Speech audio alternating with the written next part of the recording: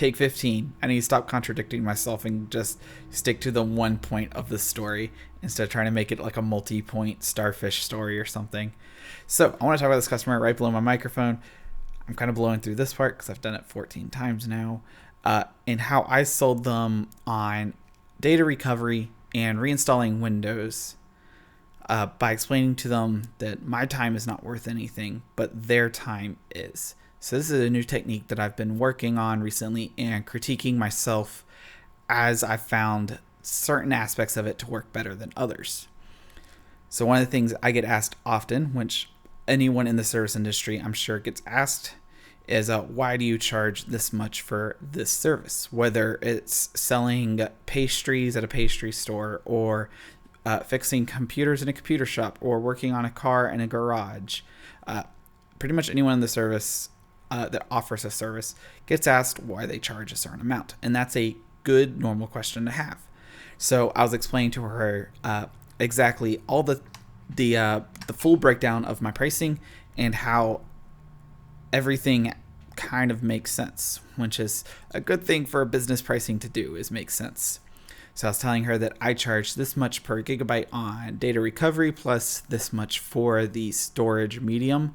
In her case, we were able to get it onto a USB stick, which is great. That's one of the cheaper options. And then we went on to, this is how much I charge to wipe the computer, reinstall Windows 10, reinstall the updates, and make sure it's good for either resale or for a new user to use again without having any of the data that was on the computer on there again.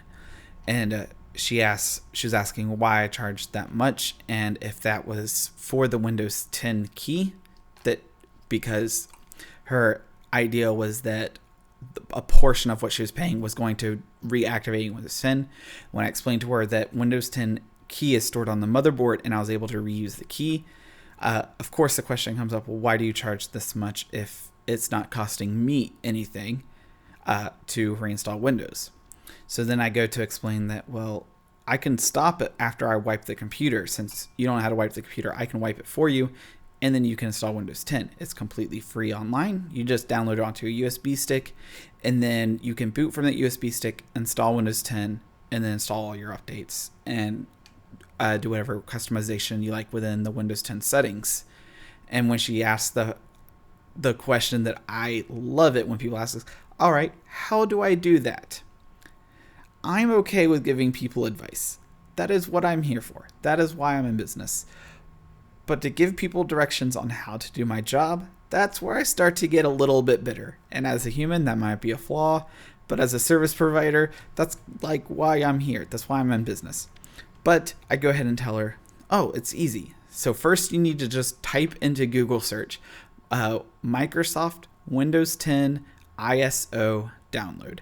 And from there, you'll be able to download the USB wizard. So when you buy a USB stick, stick it in your computer, download this ISO wizard. It'll configure the USB stick and it will configure Windows 10 on the USB stick and make it bootable. Then all you need to do is turn on your laptop, press whatever boot key it is for that laptop to boot into Windows 10 or boot into your USB stick, which will be Windows 10. And then you can just follow the installation wizard. And at that point, she realized that she's not paying for my time to install Windows 10. She is paying to not waste her time installing Windows 10.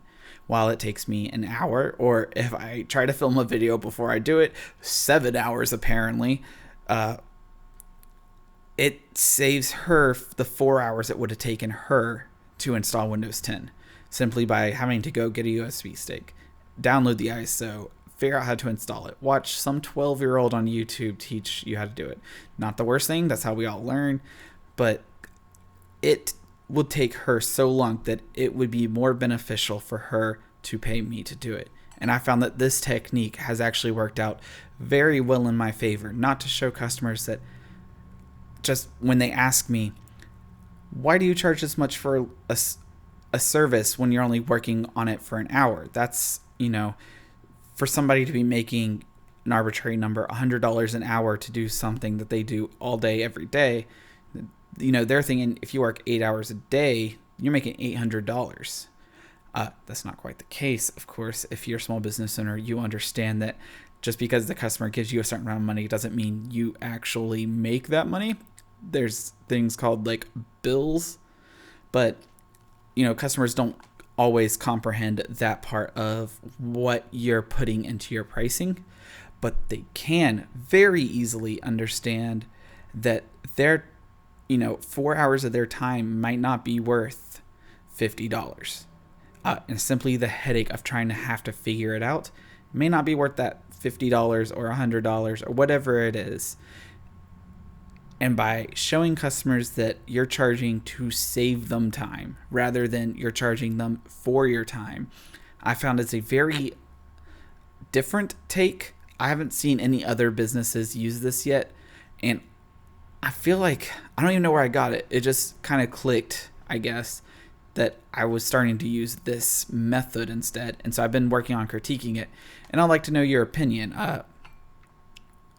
What are some of the benefits or negatives of doing this? And should I be looking for a brick wall? Is there an oh gotcha moment that I haven't found yet? But I found it super useful and I wanted to share it as a video, and hopefully, take 15 is good enough, because I really don't want to do take 16. But yeah, explain to customers how you're going to save them time on services. And I found that it has made my job a lot easier, and hopefully it helps you. Let me know, of course, and I'll see y'all next video.